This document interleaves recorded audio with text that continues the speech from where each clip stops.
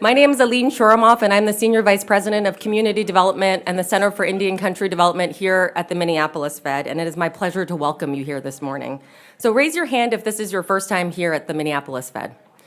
Wow, a good number of people. Well, welcome. I think for those of you who are here for the first time and those of you who have been here before, a couple of housekeeping items. There's breakfast and coffee over here in the alcove. Restrooms are out that back door and down the hallway on your left-hand side. You kind of walk out to the left and then it's a hallway on your right. You can access the internet using your cell phone or log into Wi-Fi using the instructions at your table. There's like a little card at your table that will run through instructions of Wi-Fi and a couple of other things. I'm not going to tell you to put your phones away. Instead, I'm going to encourage you to tweet about this event using the hashtag at your table tents, and that's hashtag Minneapolis Fed Housing. And I'm going to encourage you to sign on to Pigeonhole, which there are instructions at your table. We're going to use those in a couple of minutes. But I want to thank all of you for taking time out of your busy schedules to join us for this important discussion this morning. And I also want to thank and recognize the Family Housing Fund for co-hosting this event with us.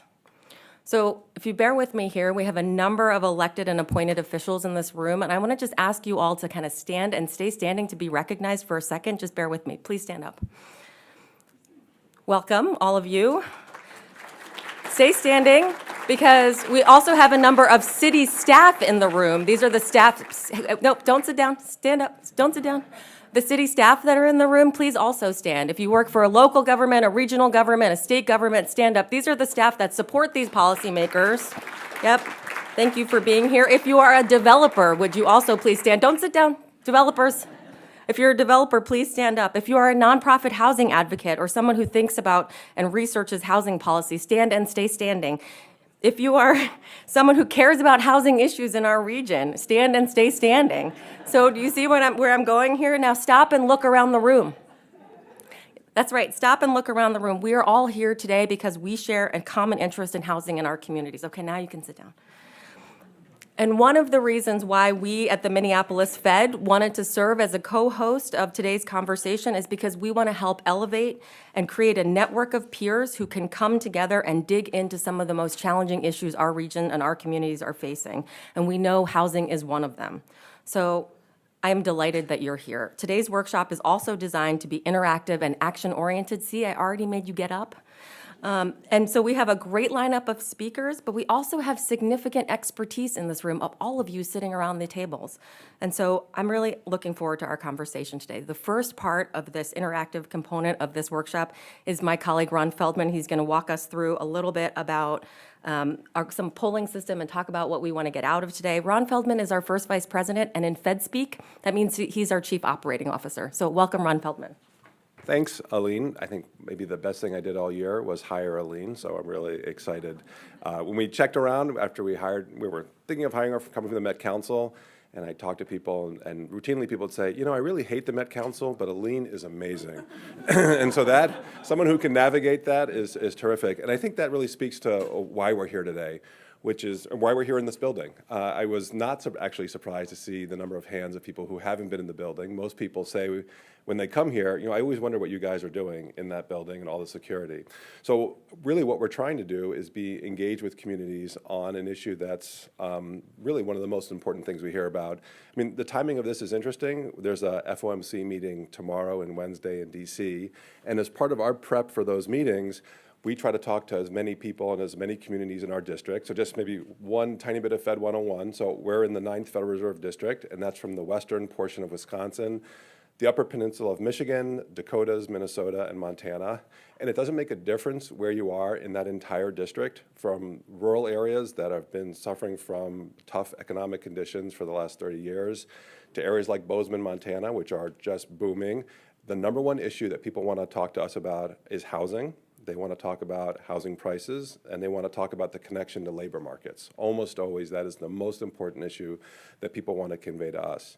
And so what have we taken away from that? Well, we need to become more knowledgeable about that, but that also we have a role that we could play, we hope, which is we're a nonpartisan, we don't get involved in politics, we're very focused on data and analysis, and we're trying to figure out where we can be constructive and move the housing debate along.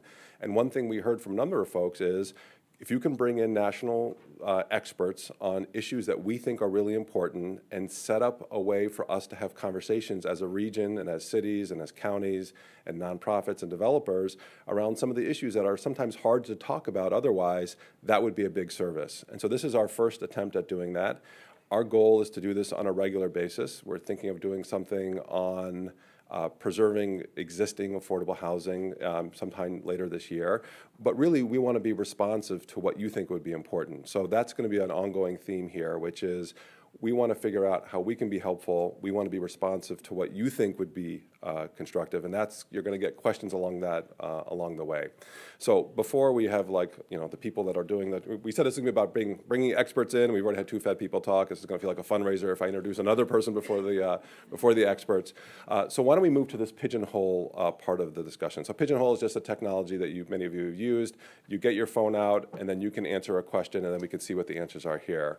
And so if you see here, there's the instructions. So go to pigeonhole.at and you enter this passcode. I'm just going to wait just a couple of minutes to see if let people do that. And the first question is going to be, tell us the one question that you want answered on inclusionary zoning. If you've ever used this kind of technology, if you start citing, your code and you make it 4 sentences long, it's not going to really work. So briefly, in a sentence, what's the one question that you want answered on inclusionary zoning? And this is part of our effort to, if we don't answer it today at this meeting, that we want to follow up and we want to make sure we're being responsive to what we're hearing. And the way this works, you can put in your own question, but if you like someone else's question, you can crowdsource it and you can vote on it. And it should be on your table how you can do this.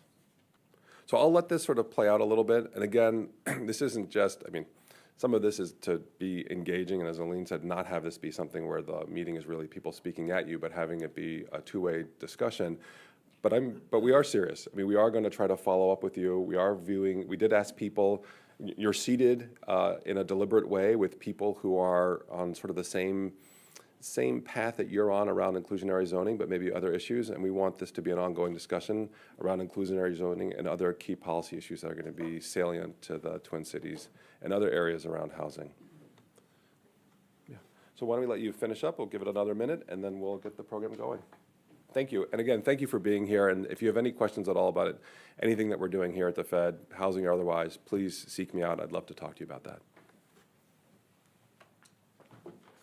Great. Actually, we can leave this open, so as you kind of think of questions, you can continue to put them up, which I think is actually really helpful to see what kinds of questions folks have. So now we'll move into the speaker portion of this workshop. So in advance, I'm going to ask Jenny, Heather, and Anthony to come up and give their presentations first, and then we'll ask all three of them to come up, and we'll do questions and answers at the end. So if you do have a question, jot it down or put it up here. And it might be a little while before we have the opportunity to have the speakers get to it.